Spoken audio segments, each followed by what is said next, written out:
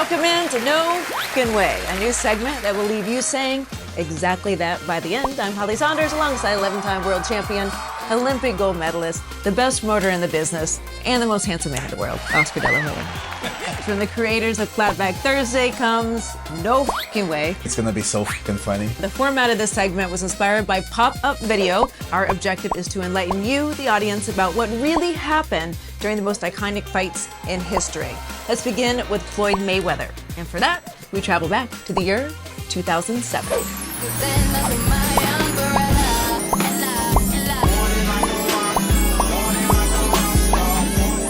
Wow, I can't believe it's 2007. Look at my hair. Where'd it go? Holy shit, wait, how do I have more hair now? So this fight did 2.4 million homes on pay-per-view. Every celebrity was there. I mean, you name it. Every person was there in Las Vegas. What people don't know, I had a torn rotator cuff. I was gonna cancel the fight, but there was just too much money involved, too much pride involved. 8th round, my rotator cuff just tore, just nasty. I couldn't throw my left jab anymore. I think that's where he squeezed out the victory. So he was Pretty Boy Floyd, came into this fight. He was fighting on your undercard. Up until this one. So he's Pretty Boy and he comes out money made. And that's where it all begins. Exactly. He made about 12 to 15 million dollars here, but I made 80 million. 80 million in 2007? Yes, in 2007. What would that be today? Oh, that's the equivalent to like 200 million. I have a rematch clause in the contract, and it's for a whole year. And so what does he do? He retires for a year, and one day... Stop. I swear, he retired for a year and a day. You're allowed to do that? Well, he can do whatever he wants. But he let the contract expire, and then he unretires a day after. Why doesn't anybody talk about that? Because it wasn't publicized. I didn't speak about it, but I'm speaking about it now. So he was the original duck. Canelo learned from him, is what you're saying. Exactly. After he beat Canelo's ass, he learned from him. Now, wasn't Floyd's father your trainer? Floyd Sr. trained me for most of my fights. I called him after this fight, and he said, I'll train you to kick my son's ass. He actually said that? Yes. But you have to pay me $2 million. Okay. I was like, okay, bye.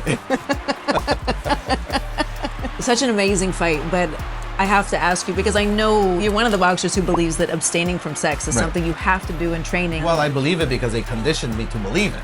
I mean, I didn't want to believe it. In this fight here, I abstained from sex for 3 months, okay? Or almost 3 months. So the second month, I was doing fine, and one night it was like 3 in the morning, I was like, oh. And there it went. You had a wet dream. Wet dream.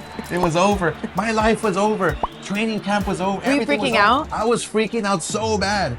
And then I tell my trainer the next day, he starts laughing, but he gives me 2 pills. He goes, oh, this is gonna take care of it. Don't worry about it. Are you sure? Yeah, this is like, I mean, this happens to fighters. He gives me 2 Tylenol. I find out later. It's like mentally, psychologically, I was like, okay, I'm fine. I'm good. So then after that, did you start having sex? Then I started having sex after. I thought I was the first person you ever had sex with. Sorry, babe. Next.